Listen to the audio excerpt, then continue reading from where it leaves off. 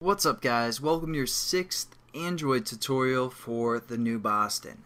Again with me Travis, and what we're going to do in this tutorial is install some new software that we can use for I'm just kidding, we're getting into the XML and XML programming so we can set up some custom views and some custom layouts. So I want you guys to open up your layout folder and click on this main XML and you guys will get something like this. Now you can switch between the graphical layout, which is this, and the coding, which is this, by these two tabs down here, graphical layout and main.xml. Basically all I'm going to do in this tutorial is describe what's going on and teach you guys a little bit about XML. It's pretty simple language for the most part, but you know, it might be confusing right at the beginning. You guys will pick this up quickly, I'm almost positive. Now the first line of code you see isn't that important because anytime we set up a new layout, it's going to give us this code as well. I mean, it is important, but you guys won't have to remember typing this out every time because it's going to define it for us. And basically you need to have that as your first line of code for the most part. And then what we do is we set up a linear layout which starts here and gives some attributes to the linear layout, and it ends here. Basically what a linear layout is going to do is it's going to hold some other items such as a text, and it's going to kind of define basically the layout of those items to a sense. So it's going to kind of categorize them and do all that stuff. Let's see here. Oh, got a new whatever. Alright, so what we're going to do is basically kind of define this linear layout, and I'm going to describe everything that's going on within the attributes of this linear layout. Now we have this reference basically, and that's all it is. You guys don't, again, you don't have to really remember that because when we set up a new layout, Eclipse will set up this reference for us. So that's nice. Nice and pretty for new programmers where you guys don't have to remember the actual file path and type that out each time. And then the next thing that we have is the orientation of our linear layout, which is set to vertical. I was messing around with it, and just so that's why it was changed. And basically what that is going to do is it's going to set all the items within the linear layout vertically. So for example, if we copy this text view, or this text for the most part, and paste it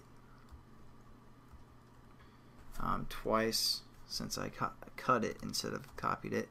So now we have two text, and we go into a graphical layout.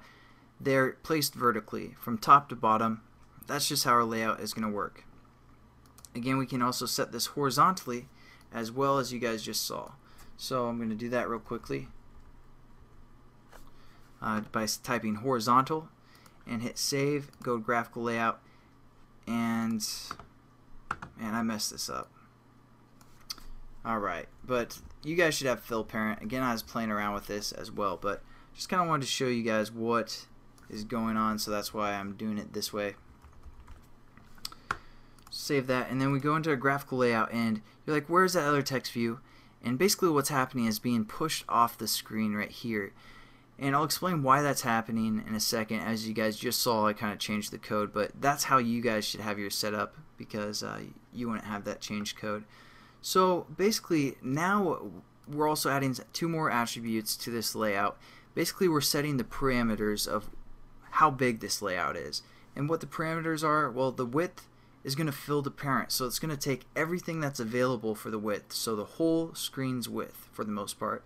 And same with the height, it's going to take all the height that is available to it, and it's going to set that as its basically that's its attributes or its parameters for the most part. So there you go, you have your linear layout set up, taking the whole screen and set to a horizontal orientation.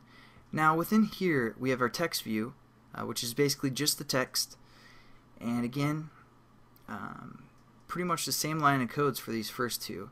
Layout width, we have that fill parent, and as you saw I changed this to something like wrap content is the other option you can do. And basically this is going to wrap the content of the text, whatever text we have available. So then now if we switch to graphical layout, you can see the pretty much the parameters of this text view is wrapping the content of the text. So those are your two options for the most part that you can use. You can also use, you know, pixels if you want, and we'll get into that later. But Basically I want you guys to remember fill parent and wrap content. And same with the height, it's wrapping the content. Now the text says @string hello, and you're like, no it doesn't, it says hello world starting point.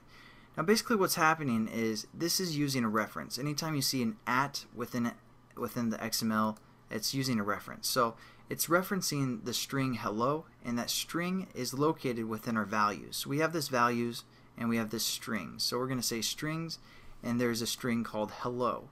So it's using this reference, and then this is the name of the reference, but it's displaying the value of the reference. So for example, we can set up a new string by clicking add string, and then we can set up a name called ref for reference and say this is a reference,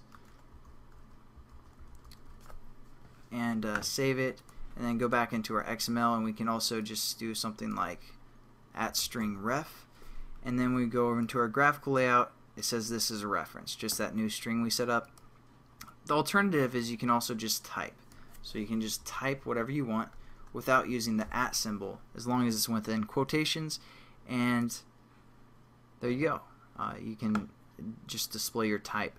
Now the good thing about the references or for strings is basically if you're working for a boss that keeps changing his mind on the title of whatever the application or whatever, if you guys have a title within your app, keeps changing the name, instead of looking through all this code for where you typed the title, you can just refer or set up a title, a reference, and then just go into your string under the values and look for that title and change the value there. So that's kind of the benefit, but hopefully you guys understand a little bit about the layout. Oh, one other thing. There's two ways to kind of close your statements. You can see them both here. Basically, we're setting up our linear layout here, and it's closing down here. Now, basically, anytime you see a /, that's when it's closing. So, example, you can use I just kind of set up two different text views and their closing statements. So we have our text view, and we set up some attributes, and then we use the less than sign, and then we use a greater than sign / text view, and then less than sign to close it. Or if you don't want to type this out every time, you can just do / less than sign for your text. So there you guys go. Quick overview for XML. I'll catch you guys in the next tutorial. Thanks for watching.